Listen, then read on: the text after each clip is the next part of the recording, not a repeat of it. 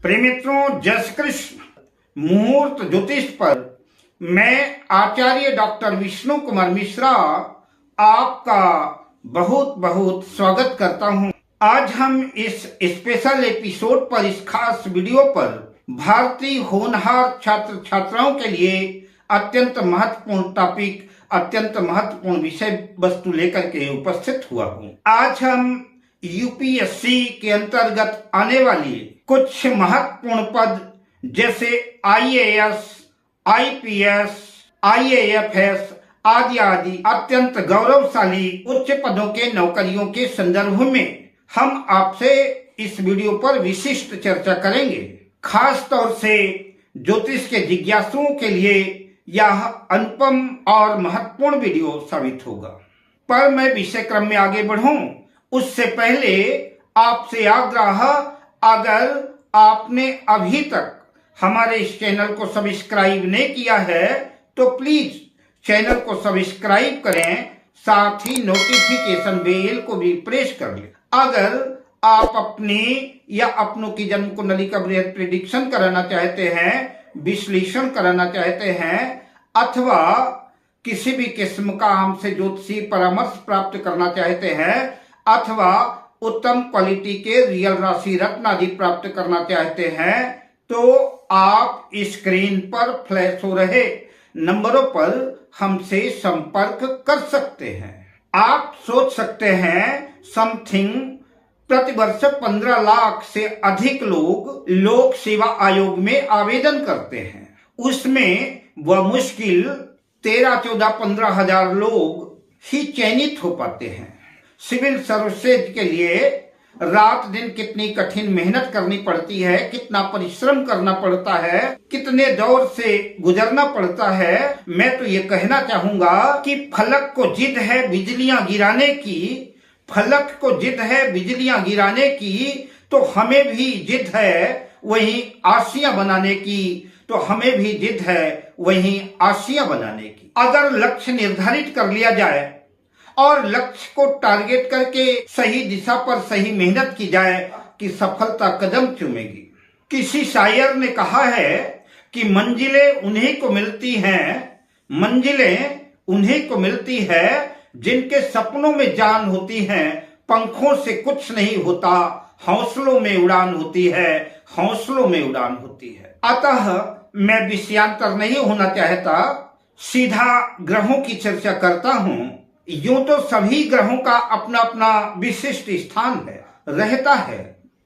IAS यानी Indian administrative service, IPS Indian police service, IFS Indian foreign service, Indian audit and account service, IRS, ICLS आदि ढेरों UPSC के अंतर्गत आने वाली नौकरियों में सफलता का शिखर स्पर्श करने के लिए हायर एजुकेशन, उच्च शिक्षा की आवश्यकता होती है। बिना उच्च शिक्षा के इन नौकरियों की कल्पना तक नहीं की जा सकती। आपकी जन्म पत्रिका के पंचम भाव शिक्षा भाव के स्वामी और नवम भाव उच्च शिक्षा भाव के स्वामी, चाहे जो भी ग्रह हो, उनका अपना महत्वपूर्ण स्थान तो है ही, किंतु इन महत्वपूर्ण पदों पर सुशोभित होने के लिए सबसे पहले कुंडली में मैं चर्चा करूंगा चंद्रमा की। जन्म पत्रिका में चंद्रमा बलवान होना चाहिए, शुक्ल पक्ष का होना चाहिए, खास तौर से पूर्णिमा के आसपास हो तो और भी ज्यादा बेहतर है। चंद्रमा कर्क राशि में हो या कि अपनी उच्च राशि वृषभ राशि में हो तो यह योग और भी बेहतर बनेगा, क्योंकि चंद्रमा मन सो जाता है, चंद्रमा मन का कारक है। आखिर लक्ष्य का निर्धारण करेगा कौन कि मुझे आईएएस बनना है कि आईपीएस बनना है, तो लक्ष्य का निर्धारण तो मन को ही करना है और चंद्रमा मन है। पढ़ाई में एकाग्रता कौन लाएगा? कंसंट्रेशन चंद्रमा के बिना संभव ही नहीं है। यूपीएससी या अन्य किसी भी प्रतियोगिता किसी भी प्रतिस्पर्धा को फाइट करने के लिए, क्रैक करने के लिए, लक्ष्य को निर्धारित करने के लिए मन की महत्वपूर्ण भूमिका है। और मन है चंद्रमा, इसलिए जन्म पत्रिका में सबसे पहली शर्त कि चंद्रमा अच्छा होना चाहिए, स्ट्रांग होना चाहिए, मजबूत होना चाहिए। चंद्रमा के बाद जिस ग्रह की चर्चा करूंगा वो है देवगुरु बृहस्पति। देवगुरु बृहस्पति ज्ञान के कारक हैं, शिक्षा के कारक हैं। अगर जन्म पत्रिका में देवगुरु बृहस्पति की स्थिति अच्छी नहीं है तो पहली बात तो उच्च शिक्षा ही पूरी नहीं हो पाएगी, या तो कई मुश्किलें आएंगी शिक्षा पूरी करने में। दूसरी बात, किसी उच्च पद पर पदासीन होने के लिए गुरु का भी बेहतर होना आवश्यक है।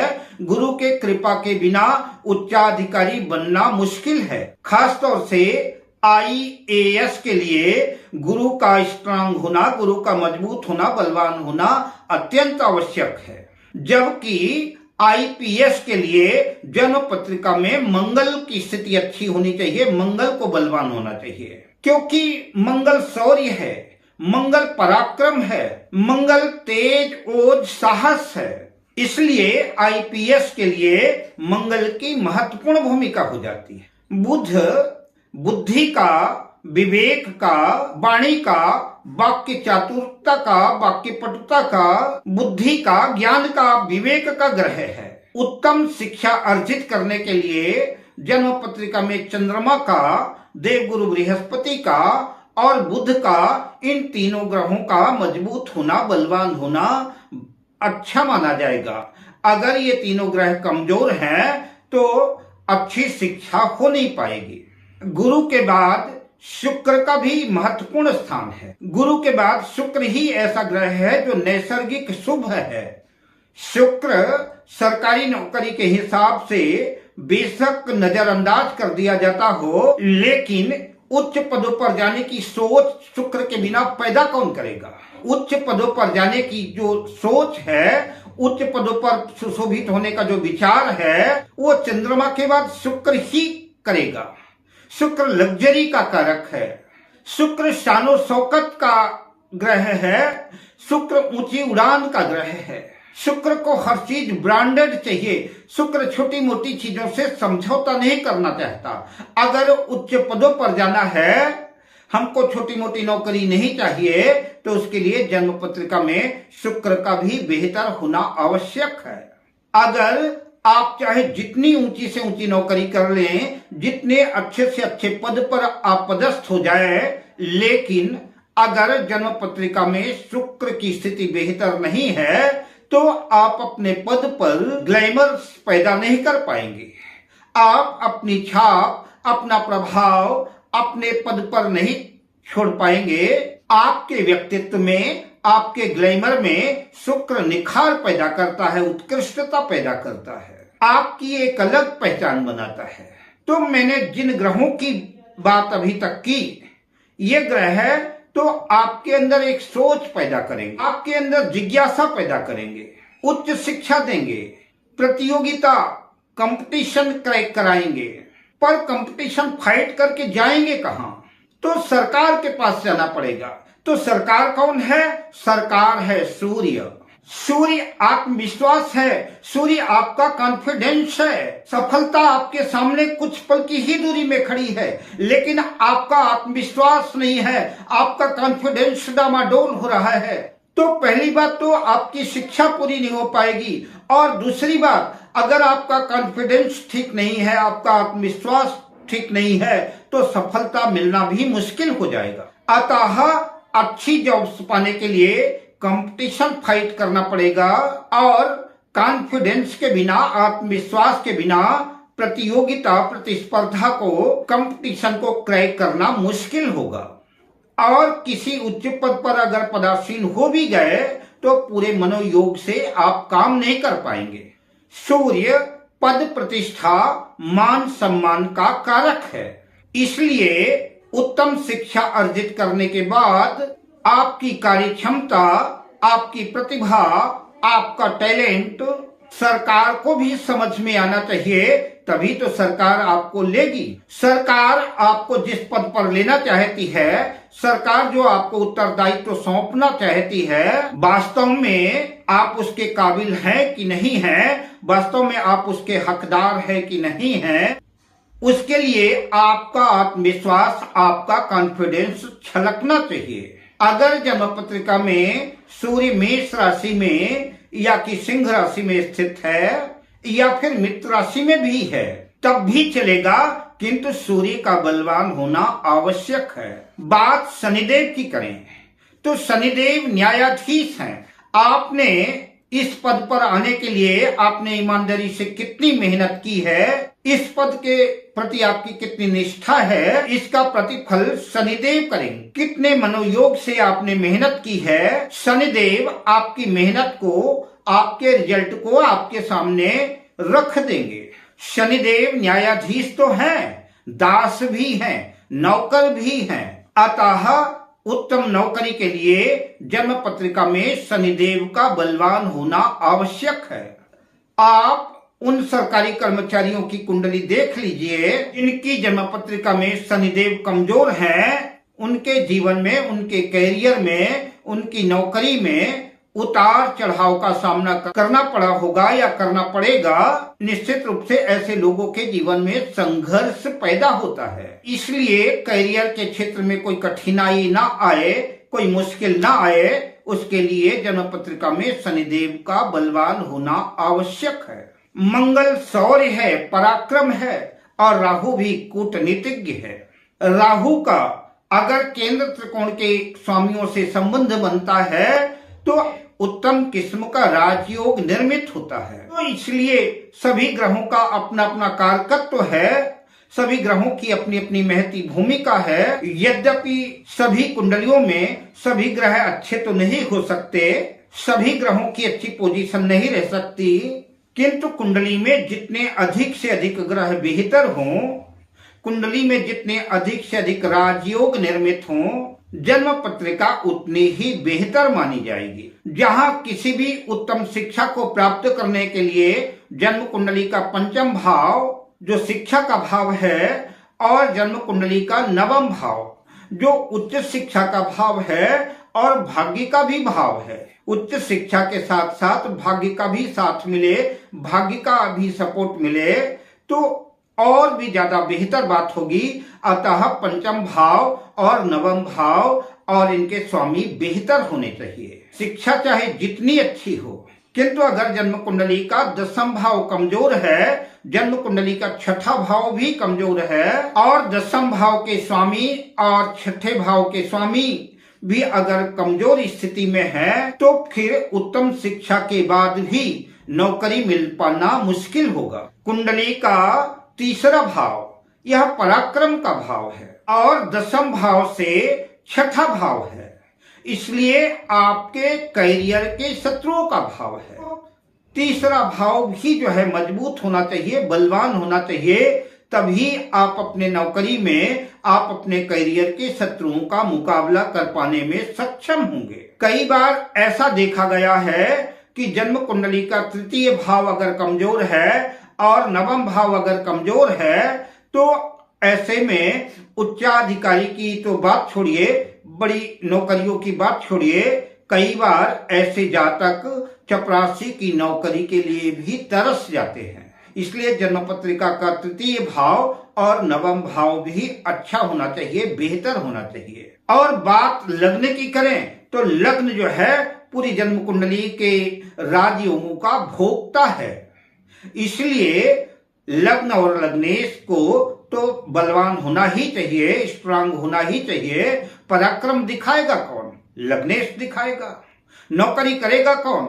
लग्नेश करेगा। तो इसलिए जन्म पत्रिका में लग्न और लग्नेश जन्म पत्रिका के प्राण हैं, इनका भी अच्छा होना अच्छा माना जाए, इनका भी अच्छा होना आवश्यक है, वरना बात बनते बनते बिगड़ भी सकती है। थोड़ी सी कुंडली के कुछ अन्य सूत्रों की चर्चा मैं आपसे करता हूं, इसके बाद मैं जन्म पत्रिका के विशिष्ट राजयोगों की बात करूंगा आपसे, तो कि आपको विशिष्ट पदों पर ले जाते हैं। जन्म पत्रिका में लग्न का और पंचम भाव का किसी भी तरह से संबंध बनता है, चाहे संबंध राशि परिवर्तन का हो, दृष्टि का हो, युति का हो। अगर पंचम भाव और लग्न का संबंध बनता है तो उच्च पदों पर जाने के योग बनेंगे। लग्नेश पंचमेश की युति लग्न में हो, द्वितीय भाव में हो, तृतीय भाव में हो, चतुर्थ भाव में हो, पंचम भाव में हो, छठे भाव में हो, सप्तम भाव में हो, नवम भाव में हो, दसम भाव में हो, या कि एकादश लाभ भाव में हो, तो उच्च सरकारी नौकरी का योग बनेगा। इसके साथ कुंडली के अन्य योगों को भी देखना आवश्यक होगा। ठीक इसी तरह से लग्नेश और खष्ठेश, लग्नेश और भाग्येश, लग्नेश और दशमेश किसी का भी संबंध बनता है। लग्न का छठे भाव से संबंध बनता है, लग्न का नवम भाव से संबंध बनता है, लग्न का दसम भाव से संबंध बनता है, या इनके स्वामियों से, इन भावों से राशि परिवर्तन होता है, या कि इनकी युति जन्म पत्रिका के लग्न में द्वितीय भाव में, तृतीय भाव में, चतुर्थ भाव में, पंचम भाव में, छठे भाव में, सप्तम भाव में, नवम भाव में, दसम भाव में, एकादश भाव में अगर होती है तो सरकारी नौकरी के योग बनेंगे। ऐसे जातक उच्च पदाधिकारी हो सकते हैं। अगर जन्म पत्रिका में ऐसे योग बने या कि केंद्र त्रिकोण भाव के स्वामियों का किसी भी तरह से संबंध बना है तो आप यूपीएससी, आईएएस, आईपीएस आदि जो भी आपको यूपीएससी के अंतर्गत पसंद हो उसकी तैयारी कर सकते हैं। किंतु बेहतर होगा कि आपको अगर ज्योतिष के बारे में पूरा डीपली नॉलेज नहीं है तो किसी योग्य ज्योतिषी से परामर्श ले लें तो और भी बेहतर होगा। सर्वाधिक महत्वपूर्ण बात, लग्न के स्वामी, दसम भाव के स्वामी, नवम भाव के स्वामी और छठे भाव के स्वामी की युति अगर इन्हीं भाव में होती है तो आप पूरे मनोयोग से, पूरे कॉन्फिडेंस के साथ, पूरे आत्मविश्वास के साथ यूपीएससी के अंतर्गत आने वाली परीक्षाओं में आप अपनी रुचि के अनुसार तैयारी कर सकते हैं। सफलता कदम चूमेगी। आपकी जन्म पत्रिका में पंच महापुरुष योग निर्मित हैं। लग्न में मेष राशि में, वृश्चिक राशि में, मकर राशि में अगर मंगल स्थित है तो रुचक नामक पंच महापुरुष राजयोग बनेगा। बुध अगर केंद्र के किसी भी भाव में, मिथुन राशि में, कन्या राशि में स्थित है तो भद्र नामक पंच महापुरुष राजयोग बनेगा। देव गुरु बृहस्पति अगर केंद्र में कर्क राशि यानी अपनी उच्च राशि में होते हैं, धनु राशि में होते हैं, मीन राशि में होते हैं तो हंस नामक पंच महापुरुष राजयोग बनेगा। शुक्र अगर केंद्र में मीन राशि में अपनी उच्च राशि में स्थित होते हैं या कि तुला राशि में या कि वृषभ राशि में स्थित होते हैं तो मालव्य नामक पंच महापुरुष राजयोग बनेगा। ठीक इसी तरह से शनिदेव भी केंद्र में अगर तुला राशि में अपनी उच्च राशि में स्थित होते हैं अथवा मकर राशि, कुंभ राशि में स्थित होते हैं तो सस नामक पंच महापुरुष राजयोग बनेगा। तो आपकी पत्रिका में कोई भी पंच महापुरुष राजयोग बन रहा है, एक या एक से अधिक बन रहे हैं तो अति उत्तम बात है। लेकिन अगर एक दो पंच महापुरुष राजयोग भी बन रहे हैं और उसमें शुक्ल पक्ष के चंद्रमा की अगर दृष्टि जाती है तो आप निश्चित रूप से अपने मनपसंद उच्चाधिकारी नौकरी के लिए तैयारी कर सकते हैं। या कि चंद्रमा के साथ कोई भी शुभ ग्रह गुरु, शुक्र या अकेला बुध अगर किसी भी पंच महापुरुष राजयोग को देखता है तब भी जो है आप यूपीएससी के क्षेत्र में सफलता अर्जित करेंगे। पूरे मनोयोग से तैयारी कर सकते हैं। दसम भाव में कोई उच्च का ग्रह बैठा हो, कोई भी ग्रह उच्च का हो, बेशक राहु ही क्यों न हो, और उसमें गुरु की दृष्टि कहीं से भी पड़ जाए, शुक्ल पक्ष के चंद्रमा की दृष्टि पड़ जाए, शुक्र की दृष्टि पड़ जाए या बुध की दृष्टि पड़ जाए तो यह अच्छा योग माना जाएगा। साथ ही गुरु, सूर्य और मंगल की अगर दृष्टि पड़ती है तो यह सोने में सुहागे जैसी स्थिति होगी। यद्यपि इस संदर्भ में बात कहने को, सूत्र रखने के बहुत सी बातें हैं, पर वीडियो लंबा हो जाएगा।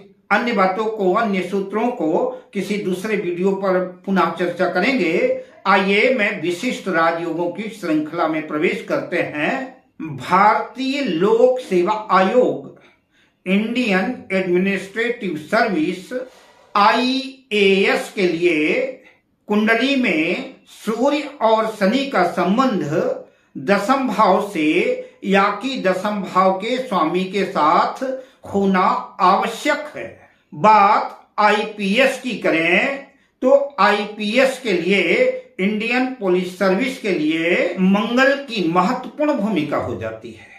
मंगल जितना बलवान होगा, जितना बेहतर होगा, और उतना ही इस योग के लिए बेहतर योग बनेगा। तो मंगल का दसम भाव का या कि दसम भाव के स्वामी के साथ किसी भी तरह का अगर संबंध बनता है तो IPS के मार्ग में जाने में सफलता अर्जित होगी। आप IPS की तैयारी कर सकते हैं। तो IPS के लिए मंगल का दसम भाव या दसम भाव के स्वामी के साथ संबंध होना आवश्यक है। बात IFS, इंडियन फॉरेन सर्विस की करूं तो इसके लिए बुध और राहु का संबंध दसम भाव या दसम भाव के स्वामी के साथ होना आवश्यक है। साथ ही जब विदेश में, आउट ऑफ कंट्री में, फॉरेन में जाने की बात हो जाती है तो जन्म कुंडली का 12वां भाव भी विचारणीय हो जाता है, जो कि विदेश का भाव है। अतः 10th हाउस से 12th हाउस का भी किसी न किसी रूप से संबंध होना चाहिए, तभी यह घटना घटित होगी। IAS, Indian audit and account service, भारतीय लेखा परीक्षा और लेखा सेवा के लिए सूर्य, बुध और शनि की महत्वपूर्ण भूमिका है। सूर्य, बुध और शनि का संबंध दसम भाव या दसम भाव के स्वामी के साथ होना आवश्यक है। बात इंडियन कॉर्पोरेट लॉ सर्विस की करें, ICLS के लिए दसम भाव का संबंध या दशमेश, दसम भाव के स्वामी का संबंध शनिदेव से बनना आवश्यक है। शनिदेव से बनना चाहिए, क्योंकि ज्योतिष शास्त्र में शनि को न्याय का कारक माना गया है। Indian defence account service, IDAS के लिए मंगल की महत्वपूर्ण भूमिका हो जाती है। अतः मंगल और बुध का संबंध दसम भाव से या दसम भाव के स्वामी के साथ होना चाहिए। बात IIS, इंडियन इंफॉर्मेशन सर्विस की करें तो राहु का संबंध दसम भाव या दसम भाव के स्वामी के साथ होना चाहिए। इंडियन पोस्टल सर्विस, भारतीय डाक सेवा, IPOS के लिए बुध और शनि दोनों का संबंध दसम भाव से या दसम भाव के स्वामी के साथ होना चाहिए। इंडियन रेलवे अकाउंट सर्विस, इसके लिए शनि, बुध और राहु का संबंध दसम भाव या दसम भाव के स्वामी के साथ होना चाहिए। इंडियन रेलवे पर्सनल सर्विस यानी भारतीय रेलवे कार्मिक सेवा, IRPS के लिए शनि, राहु और बृहस्पति का संबंध दसम भाव या दसम भाव के स्वामी के साथ होना चाहिए। साथ ही दसम भाव का संबंध 3rd हाउस से भी होना चाहिए। तृतीय भाव का दसम भाव से संबंध होना आवश्यक है। भारतीय रेलवे यातायात service, IRTS Indian railway traffic service के लिए दशम भाव या दशम भाव के स्वामी का संबंध सूर्य और शनि के साथ होना चाहिए। Indian railway protection force service RPF के लिए दशम भाव या दशम भाव के स्वामी का संबंध थर्ड हाउस से तृतीय भाव से होना चाहिए। साथ ही सूर्य मंगल और राहु का भी संबंध दशम भाव से होना चाहिए। बात इंडियन रेवेन्यू सर्विस की करें, IRS भारतीय राजस्व सेवा के लिए दशम भाव या दशम भाव के स्वामी का संबंध अष्टम भाव या अष्टम भाव के स्वामी के साथ होना चाहिए। साथ ही दशम भाव के स्वामी का संबंध सूर्य मंगल बुध से भी होना चाहिए। इंडियन ट्रेड सर्विस ITS भारतीय व्यापार सेवा के लिए दशम भाव या दशम भाव के स्वामी का संबंध 12वें भाव के स्वामी के साथ होना चाहिए। साथ ही सूर्य बुध राहु या तो 12वें भाव में स्थित हो 12th हाउस में, या कि दशम भाव 10th हाउस में स्थित हो। इस तरह से UPSC के अंतर्गत बहुत ढेर सारी परीक्षाएं आयोजित होती हैं, ढेर सारी जॉब्स हैं। मैंने कुछ बिंदु कुछ पदों के लिए कुछ सूत्र आपके सामने रखा है। अब मैं मंगल कामना के साथ आपसे लेता हूं विदा। जय श्री कृष्ण।